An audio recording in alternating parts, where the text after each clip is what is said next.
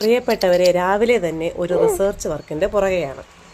അതായത് കസ്തൂരി മഞ്ഞൾ, മാങ്ങ ഇഞ്ചി, മഞ്ഞക്കൂവ എന്നിവയൊന്ന് കണ്ടെത്തുക എന്നുള്ളതാണ് എൻ്റെ ഇന്നത്തെ ഒരു ജോലി. എൻ്റെ പുറകെ വരുന്നതാണ് കേട്ടോ ഈ പൂച്ച. ഇത് നോക്കിക്കേ, ഇത് നമ്മൾ നട്ട് വളർത്തി കസ്തൂരി മഞ്ഞളാണെന്ന് പറഞ്ഞ സാധനമാണ്. അപ്പോൾ അത് വളരെ നന്നായി വളർന്നു.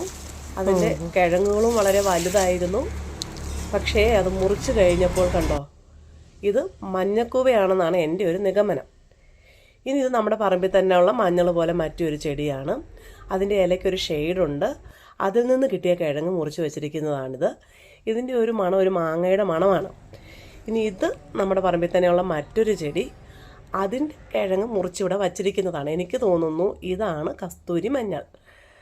അപ്പോൾ അത് മൂന്നും ഞാനിവിടെ തന്നിട്ടുണ്ട്. നിങ്ങൾക്ക് തന്നെ അഭിപ്രായം പറയാം ഇതിലേതാണ് കസ്തൂരി മഞ്ഞൾ എന്ന്. ഇനി ആ ചെടികൾ തമ്മിലുള്ള ഒരു താരതമ്യം നോക്കിക്കേ. അതായത് നമ്മൾ നട്ട് വളർത്തി കസ്തൂരി മഞ്ഞളാണെന്ന് പറഞ്ഞതിൻ്റെ ഒരു വലിപ്പം കണ്ടോ, മറ്റുള്ളവയുടെ വലിപ്പവും. ഇതിൽ നിന്നൊരു കാര്യം മനസ്സിലാക്കാം, ഔഷധ ഗുണമുള്ളതൊക്കെ അങ്ങനെ വളരെയധികം ഫലമൊന്നും തരില്ല. അത് വളരെ കുറച്ചേ ഉണ്ടാവുകയുള്ളൂ. അപ്പം ഞങ്ങൾ തിരിച്ചു പോവുകയാണ്. അപ്പോൾ പോകുന്ന വഴിക്ക് ഇന്നലെ കൊടുത്ത ചോറിൻ്റെ നന്ദി കാണിക്കുന്ന കണ്ടോ.